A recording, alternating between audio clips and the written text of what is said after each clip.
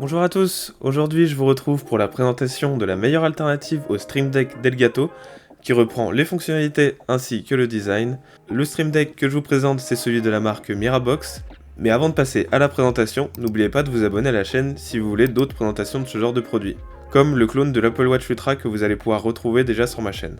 Et n'hésitez pas à me dire quel produit vous aimeriez voir sur la chaîne. Quand j'ai vu le prix de ce Stream Deck sur AliExpress, je me suis dit que cela serait intéressant de le comparer au produit d'Elgato, qui est actuellement vendu à 130€, sachant que j'ai acheté celui-ci à 35€ pendant le Black Friday. On va commencer par le déballage.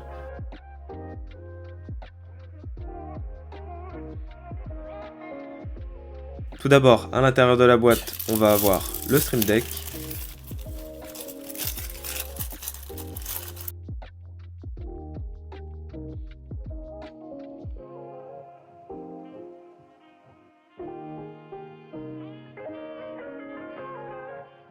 Avec un support qui permet de l'incliner pour avoir une bonne visibilité des boutons quand il sera installé.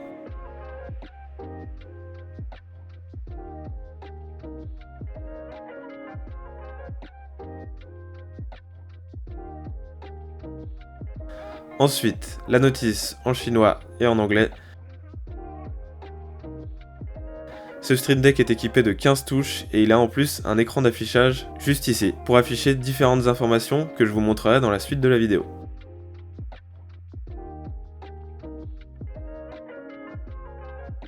Et pour finir, vous avez le câble d'alimentation. Donc c'est un USB-A vers USB-C. Pour télécharger l'application qui va avec ce Stream Deck, je vous mettrai le lien en description ou vous trouverez le lien directement au dos du produit. On y retrouve aussi la prise d'alimentation juste ici.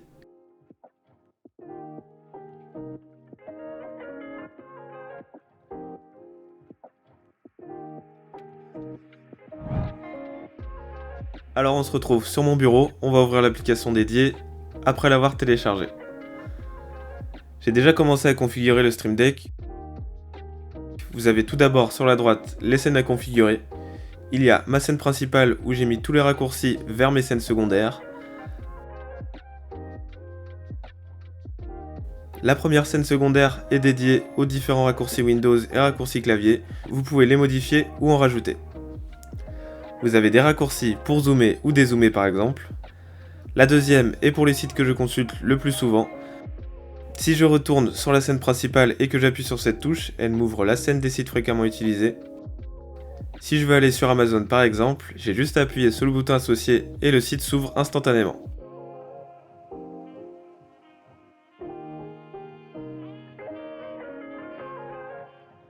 Comme je vous disais au début de la vidéo, il y a un écran d'affichage sur le côté juste ici, qui sert à afficher par exemple la date, l'heure, la météo. Mais on peut aussi, comme vous pouvez le voir sur la chaîne que j'ai configurée pour mes jeux, y afficher la température CPU, GPU et le pourcentage d'utilisation des différents composants. J'ai aussi une autre scène pour gérer l'audio, augmenter le volume, le baisser, mettre play, pause et un raccourci vers mes sites de streaming. Un plugin pour afficher et suivre les cours des crypto-monnaies et de la bourse est disponible. J'ai créé une scène spécialement pour ce plugin. En cliquant sur le bouton de chacune des valeurs, vous avez plus d'informations dessus.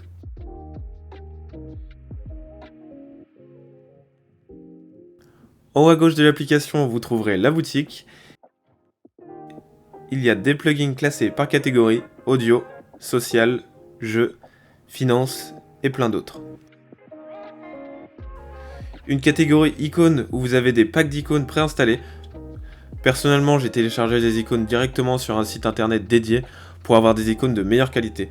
Je vous mettrai le lien du site pour les retrouver en description si ça vous intéresse. Une catégorie scène pour avoir des scènes préconfigurées pour Photoshop, Adobe Premiere Pro et différents logiciels de montage photo et vidéo, et aussi des logiciels de conception comme AutoCAD. Et dans le dernier onglet, vous avez tous les tutoriels pour configurer le Stream Deck comme vous le souhaitez.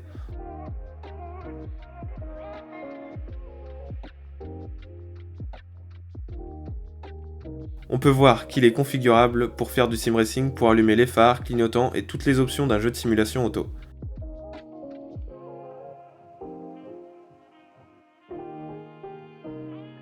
Ensuite, à droite, c'est là qu'on retrouve tous les raccourcis ajoutés sur les scènes. Par exemple, si je veux assigner un lien web à une touche, on prend dans la boîte à outils l'icône site web et on le glisse sur la touche de notre choix. Là, je vais rajouter le lien vers Google, on peut rajouter le nom du site web qui s'ajoute directement sur la touche comme vous pouvez le voir. Quand on vient coller l'URL dans la case URL, l'icône du site se met automatiquement. Personnellement, je le changerai car je trouve les icônes de mauvaise qualité. Je préfère largement les télécharger sur le site que je vous ai mis en description. Pour modifier l'icône, il faut juste aller dans les paramètres et cliquer sur Fichier local pour aller chercher l'icône que vous voulez mettre à la place. OBS est configurable sur ce Stream Deck, vous avez toutes les options pour streamer. Il y a aussi des plugins spécifiques à OBS dans la boutique, pour Twitch Studio, les lives YouTube et les lives TikTok.